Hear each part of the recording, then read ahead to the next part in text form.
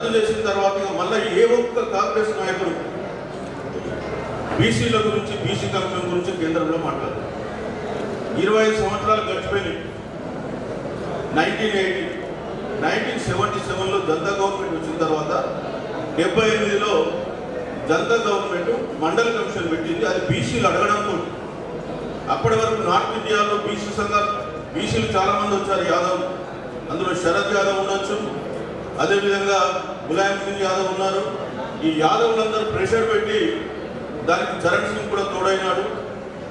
వాళ్ళు ప్రెషర్ పెట్టి మండల కమిషన్ వేయించారు. కర్మగాలి మండల కమిషన్ రిపోర్ట్ 1980లో వచ్చిందో లేదో మళ్ళీ కాంగ్రెస్ గవర్నమెంట్ వచ్చింది. మళ్ళీ తీసుకెళ్ళి దాన్ని కోల్డ్ స్టోరేజ్ అని పెట్ట మీద పడేశారు అన్నట్టు తెలుగులో. ఆ తర్వాత మళ్ళీ ఎవరు పట్టించుకోలేదు.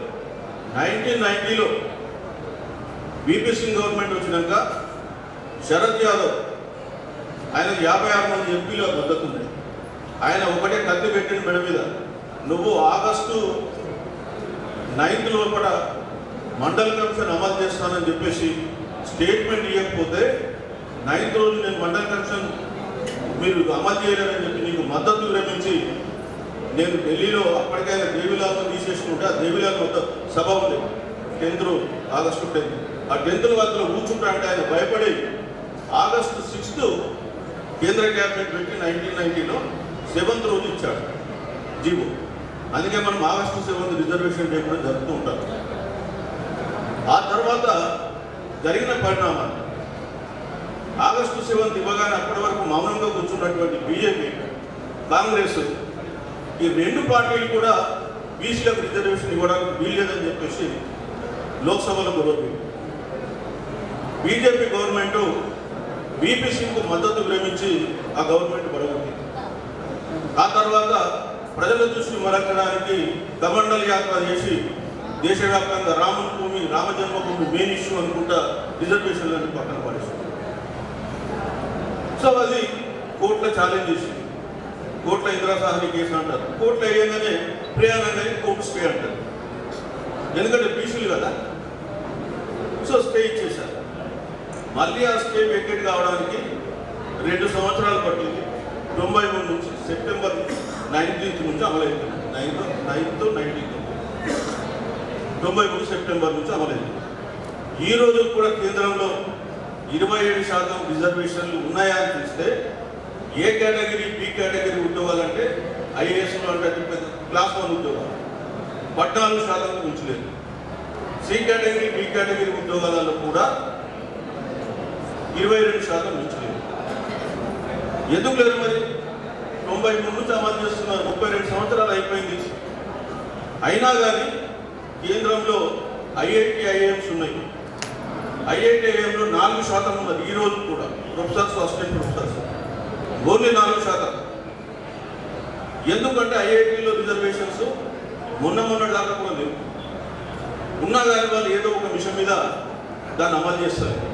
ఈ మధ్య రీసెంట్లీ ఒక 4-5 years బ్యాక్ ఆ యూజీసీ చైర్మన్ అంటే ఆయన ఒక బ్రాహ్మణ నుండి బీసీలకు ఎస్సీ ఎస్టీలకు సంబంధించి ఒకవేళ క్యాండిడేట్ దొరకకపోతే దాన్ని ఓసీలతో నింపొచ్చని ఒక సర్కులర్ ఇచ్చిండే పెద్ద మనిషి.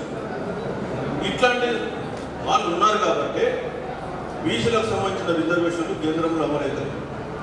రాష్ట్రంలో కూడా ఎంతమంది బీసీలు ఉన్నారని లెక్క అడిగిన ఇప్పటి వరకు ఏ ఒక్కరికి కూడా ఉద్యోగులు ఎంతమంది ఉన్నారని చెప్తున్నారు.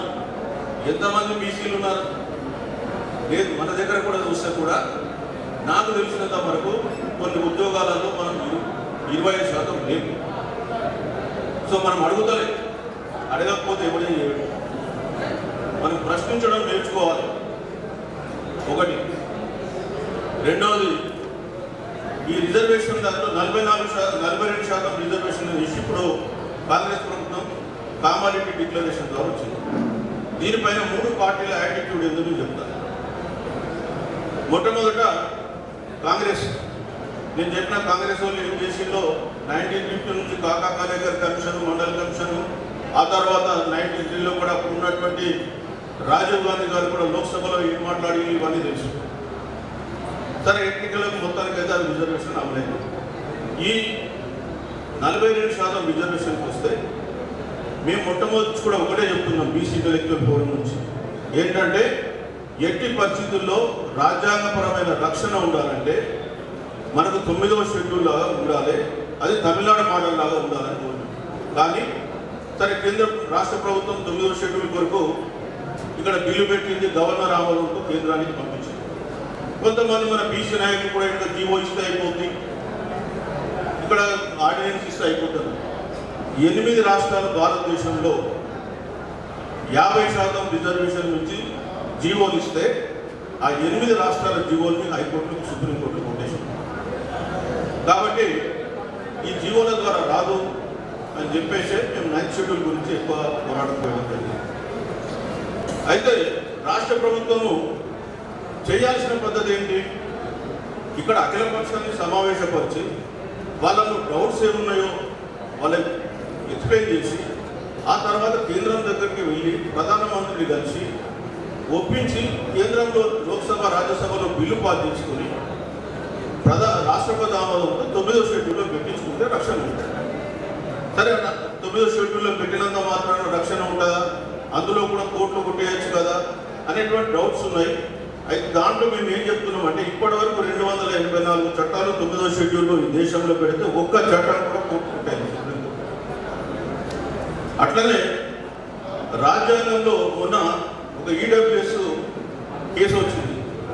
ఆ కేసులో కూడా సుప్రీంకోర్టు ఏమన్నది, ఈడబ్ల్యూఎస్ రిజర్వేషన్ కేసులో రిజర్వేషన్లకు ఇంత పర్సెంటేజ్ అనేది రాజ్యాంగ మౌలిక సూత్రం కాదు, కాబట్టి మౌలిక సూత్రానికి వ్యతిరేకం కాదు అని మనం కొట్టేయలేమని చెప్పి అనడంతో మనకి ఇవాళ ఇంకా ఎక్స్ట్రా బెనిఫిట్ వచ్చింది. అయితే 42% రిజర్వేషన్ సంబంధించి రాష్ట్ర ప్రభుత్వం చేయాల్సిన పని చేయాలి. ఇకపోతే బీజేపీ వాళ్ళ గురించి మనం ఎంత తక్కువ చెప్తే అంత బెటర్. కొంతమంది బీజేపీ వాళ్ళు ఎవరైనా ఉంటే నన్ను మన్నించాలి, మాకేం పార్టీలో అఫిలియేషన్ లేదు. ఆ రోజు 1980లో మండల్ కమిషన్కు వ్యతిరేకంగా మీరు పోరాడింది, సరే అది గతం అనుకుందాం. మీరు మొన్న ఈడబ్ల్యూఎస్ తీసుకొచ్చింది 2019 జనవరిలో ఈడబ్ల్యూఎస్ రిజర్వేషన్ తెచ్చింది. ఎవరు అడిగినండి ఈడబ్ల్యూఎస్ రిజర్వేషన్ 10% కావాలని? ఈ దేశంలో ఏదైతే మేజర్ సిన్హా కమిషన్ అని ఒకటి కాంగ్రెస్ వాళ్ళు 2015లో మన్మోహన్ సింగ్ గవర్నమెంట్లో ఇచ్చింది. ఆ మేజర్ సిన్హా ఈడబ్ల్యూఎస్ రిజర్వేషన్ సంబంధించి వాళ్ళు ఏం చేసిండ్రు, ఆయన దేశమంతా తిరిగి ఓసీలకు ఆర్థిక పరంగా ఏం చేయాలి, ఇతరత్ర ఏం చేయాలని చెప్పింది. కానీ రిజర్వేషన్ల గురించి ఆయన రిపోర్ట్లో ఎక్కడ లేదు, రిపోర్ట్లో ఎక్కడ కూడా ఇవ్వలేదు. నేను మొత్తం ఆ 110 పేజీల రిపోర్ట్ చూసిన పొరపాటు ఎక్కడన్నా నేను తప్పు చదువుతున్నాను. నేను 1-3 సార్లు చూసిన కానీ నాకు ఇక్కడ వాళ్ళు ఇవ్వకపోయినా వీళ్ళు ఏం చేసిండ్రు, 2019 జనవరి 7 రోజు క్యాబినెట్ ఆమోదం, 8వ తారీఖు రోజు లోక్సభ ఆమోదం, 9వ తారీఖు రోజు రాజ్యసభ ఆమోదం. రాజ్యసభలో డిఎంకే ఆపోజ్ చేసి దాన్ని సెలెక్ట్ కమిటీకి పెట్టండి, 5 సవరణలు ఇస్తున్నామని వాళ్ళు ఒప్పుకోకుండా రాజ్యసభ ఆమోదం, 12వ తారీఖు రాష్ట్రపతి ఆమోదం, దేశవ్యాప్తంగా 14వ తారీఖు నుంచి అంటే నీకు ఇవ్వాలనుకుంటే అగ్ర కులాలకు ఆధిపత్య కులాలకు వారం రోజులలో ఈ దేశవ్యాప్తంగా నువ్వు అమలు చేసినావు. చట్టంలో ఏం పెట్టినావు, అప్ టు 10% అని పెట్టి దేశవ్యాప్తంగా 10% అమలు చేసినావు.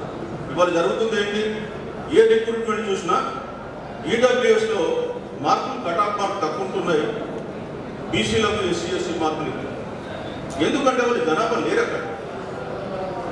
తెలంగాణలో తీసుకుంటే 47%. మీరు చూసుంటారు స్టేట్మెంట్, ఇదే జిల్లా మాజీ మంత్రి జీవన్ రెడ్డి గారు ఇచ్చిన స్టేట్మెంట్. ఈడబ్ల్యూఎస్లో మా రెడ్డిలు మా అగ్రవర్ణాలు 5% లేదు, మాకు 10% రిజర్వేషన్ ఏంటంటే అందులో 10% వరకు అన్నప్పుడు 4%, 5% ఇవ్వచ్చు కదా.